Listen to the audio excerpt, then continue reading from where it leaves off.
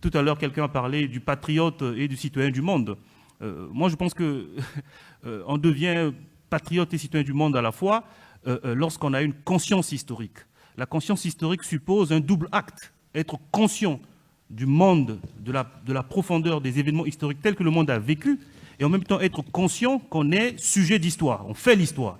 Et quand on est dépourvu de ça, on ne peut pas être à la fois patriote et citoyen du monde. Et la fraternité universelle arrivera le jour où on va combattre le mensonge. Parce que le mensonge qui consiste à dire, quand vous voyez à la télévision, l'aide publique au développement, on voit un bébé africain ballonné qui a faim, alors que l'Afrique transfère plus d'argent en Occident qu'autre chose. Et qu'est-ce que l'enfant occidental voit? C'est grâce à lui que cet enfant africain va survivre. C'est un mensonge parce qu'il y a deux enfants innocents qui vont grandir avec des préjugés qui sont faux. Il y a un qui va développer une conscience de supériorité, l'autre une conscience d'infériorité. Une conscience d'infériorité. Et il faut combattre ça. Il faut combattre ça dès la base parce que c'est un mensonge pur. 400 ans où l'Afrique, par la ponction humaine, a contribué au développement de l'Occident, États-Unis et Europe, un siècle de colonisation où on a pompé avec des massacres, et un demi-siècle de néocolonialisme où l'Afrique continue à donner des minerais, on ne peut pas considérer que c'est un continent assisté. C'est ça qu'il faut combattre. Mais aussi on travaille dans l'interaction et dans la relation avec les autres. Je veux dire, il ne s'agit pas juste de ces difficultés-là, il s'agit de rééquilibrer les rapports économiques globaux. Il s'agit que quand des entreprises viennent extraire du pétrole et du gaz, que nos États ne se retrouvent pas avec 10%, sous prétexte que ces entreprises apportent la technologie et qu'elles se taillent la part du lion, d'une part, et en plus elles ne payent pas leurs impôts. Elles font ce qu'elles appellent doctement de l'optimisation fiscale, mais en fait elles font de l'évasion fiscale, mettant en place des procédés pour ne pas payer leurs impôts. Et on a estimé que les flux financiers illicites qui sortaient du continent étaient plus importants que l'aide publique au développement et que les investissements directs étrangers. Et que le continent est créditeur net de flux financiers. Il y a plus de flux financiers qui sortent du continent que de flux financiers qui entrent dans le continent. Et on continue à présenter le continent comme un continent qui est aidé. Alors que c'est lui qui aide le reste du monde à son corps défendant.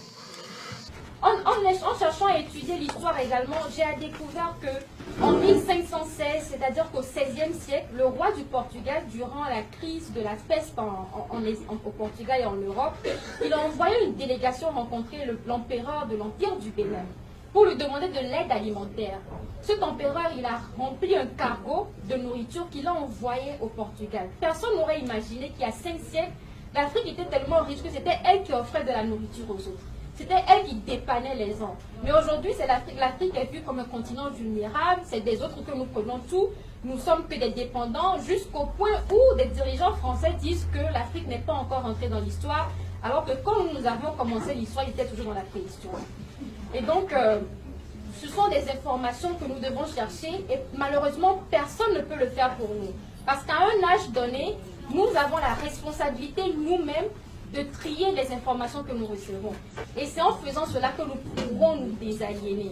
Et c'est en nous désaliénant que nous allons nous renforcer intellectuellement et psychologiquement.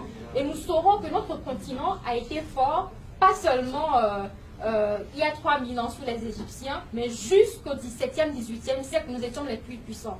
Les autres ont réussi à nous dominer. Pourquoi? Parce que nous n'avons pas développé comme eux, les techniques de guerre qui pouvaient nous permettre de nous défendre contre les gens qui nous attaqueraient. Pourquoi? Parce que notre continent était plus ou moins plus stable et moins belliqueux que d'autres continents. Parce qu'en Europe, à l'époque, c'était la guerre incessante. C'est la guerre franco-prussienne aujourd'hui, c'est la guerre entre l'Italie et l'Espagne demain. Les Africains ne connaissaient pas trop la guerre comme eux et donc ils n'étaient pas à même d'avoir les armements nécessaires pour se protéger. C'est comme cela qu'ils ont été subjugés à un moment donné. Mais il faudrait qu'on réalise que c'était avant, mais qu'on peut changer. Et donc, la désaliénation est un processus nécessaire, mais un processus individuel, parce qu'on ne peut pas l'imposer aux gens.